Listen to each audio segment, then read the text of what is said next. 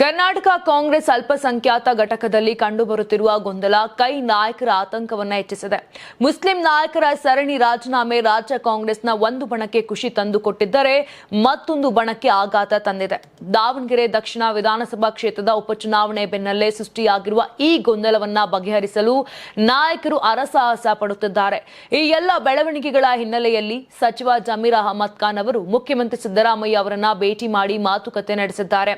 ಅಬ್ದುಲ್ ಜಬ್ಬಾರ್ ಮತ್ತು ನಸೀರ್ ಅಹಮದ್ ಇಬ್ಬರು ಸಚಿವ ಜಮೀರ್ ಅಹಮದ್ ಖಾನ್ ಅವರಿಗೆ ಆಪ್ತರಾಗಿದ್ದು, ಇಬ್ಬರು ಪ್ರಮುಖ ಹುದ್ದೆಗಳನ್ನು ಕಳೆದುಕೊಂಡಿರುವುದಕ್ಕೆ ಜಮೀರ್ ಅಹಮದ್ ಅವರು ಸಿಎಂ ಸಿದ್ದರಾಮಯ್ಯ ಅವರ ಮುಂದೆ ಬೇಸರ ವ್ಯಕ್ತಪಡಿಸಿದ್ದಾರೆ ಎಂಬ ಮಾತುಗಳು ಕೇಳಿಬರುತ್ತಿವೆ.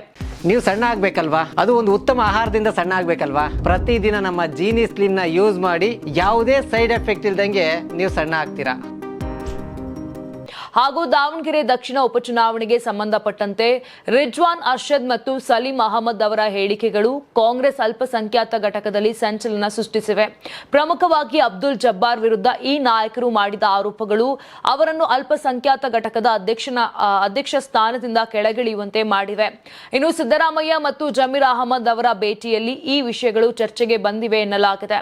ಸಿದ್ದರಾಮಯ್ಯ ಅವರನ್ನ ಭೇಟಿಯಾದ ಬಳಿಕ ಮಾಧ್ಯಮದವರೊಂದಿಗೆ ಮಾತನಾಡಿದಂತ ಜಮೀರ್ ಅಹಮದ್ ಖಾನ್ ದಾವಣಗೆರೆ ದಕ್ಷಿಣ ವಿಧಾನಸಭೆ ಕ್ಷೇತ್ರದ ಉಪಚುನಾವಣೆ ಬಳಿಕ ನಡೆದ ಬೆಳವಣಿಗೆಗಳ ಬಗ್ಗೆ ಮುಖ್ಯಮಂತ್ರಿಗಳೊಂದಿಗೆ ಚರ್ಚೆ ನಡೆಸಿದ್ದಾಗಿ ಸ್ಪಷ್ಟಪಡಿಸಿದ್ದಾರೆ. ಇನ್ನು ದಾವಣಗೆರೆಯಲ್ಲಿ ಮುಸ್ಲಿಂ ಅಭ್ಯರ್ಥಿಗೆ ಟಿಕೆಟ್ ಕೈ ತಪ್ಪುವಲ್ಲಿ ತಮ್ಮ ಪಾತ್ರವಿದೆ ಎಂದು ಕೆಲವರು ಆರೋಪಿಸಿದ್ದಾರೆ. ಬೆನ್ನಿಗೆ ಚೂರಿ ಹಾಕಿದ್ದು ಯಾರು ಎಂಬುದನ್ನು ಸ್ಪಷ್ಟಪಡಿಸಬೇಕು.